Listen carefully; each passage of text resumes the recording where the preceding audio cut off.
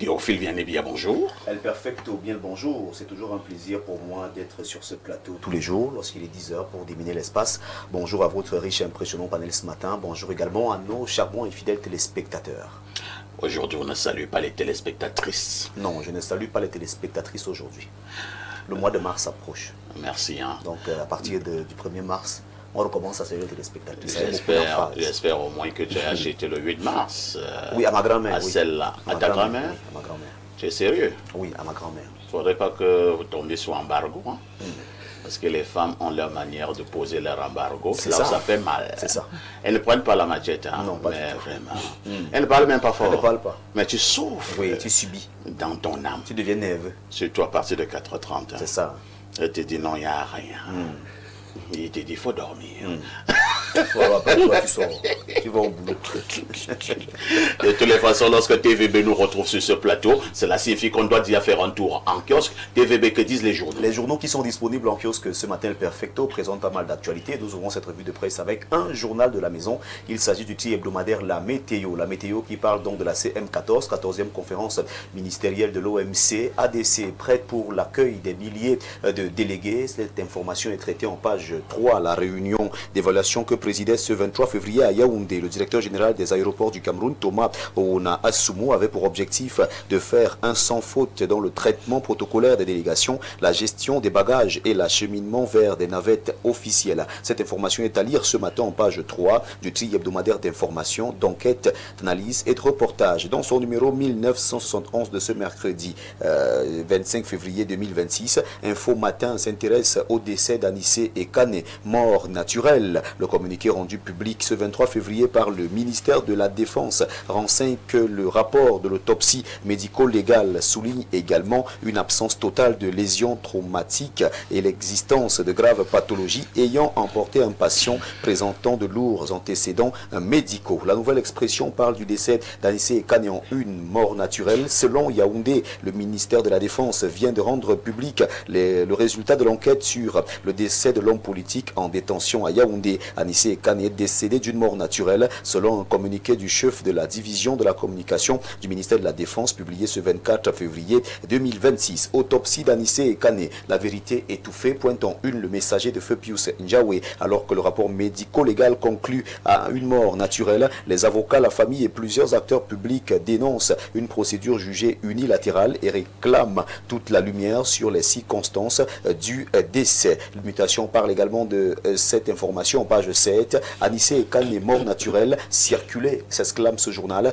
qui présente ici le communiqué du ministère de la Défense. Corps enseignant, la saignée sans fin. Le communiqué du ministre des Enseignements secondaires appelant 3442 personnels à clarifier leur situation après collecte des données auprès des aéroports du Cameroun et du MINFI est la preuve que l'hémorragie ne s'arrête plus. Revue des causes, complicité et conséquences préoccupantes du phénomène sur le système éducatif, à lire ce matin en page 9. Cameroun Tribune, le quotidien à capitaux publics, ce journal que gère Marie-Claire Nana, s'intéresse ce matin au décès d'Anissé et Kane en sommet de une mort naturelle. Un communiqué du ministère de la Défense rendu public hier indique que c'est la conclusion à laquelle a abouti l'enquête ouverte à la suite de la disparition de l'homme politique le 1er décembre 2025. Il avait été interpellé après les violences survenues à Douala lors de l'élection présidentielle du 12 octobre 2025. D'après ce que nous dit Cameroun Tribune, en page 5,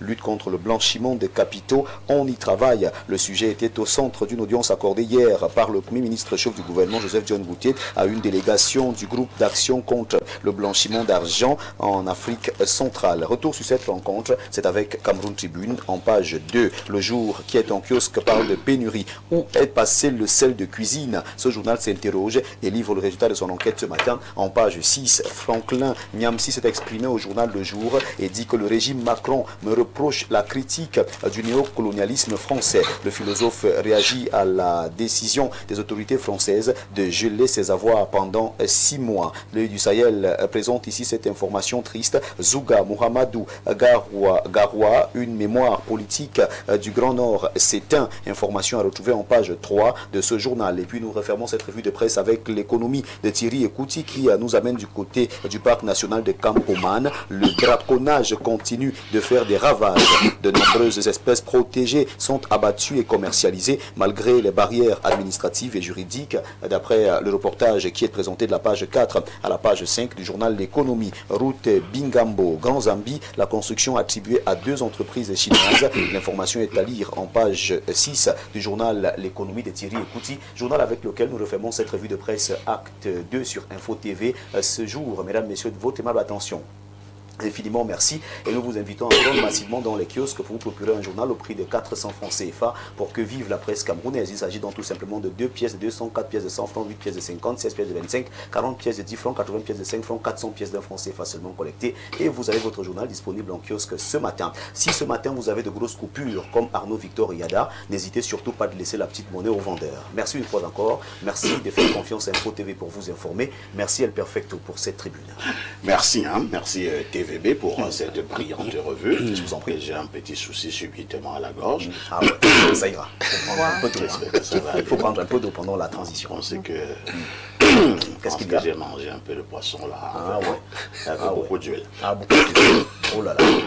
Je pense que ça va aller. Ça va? Ça va aller. Ok. TVB, merci pour cette brillante revue de la presse. Merci beaucoup. Nous nous disons à demain 10h. Avec le même plaisir, le même bonheur, le temps pour moi d'aller manger un morceau de poisson qui a un peu d'huile. Vous le méritez bien. Merci. Mettez toujours le Seigneur au centre de votre vie. C'est de ça qu'il s'agit. Alors,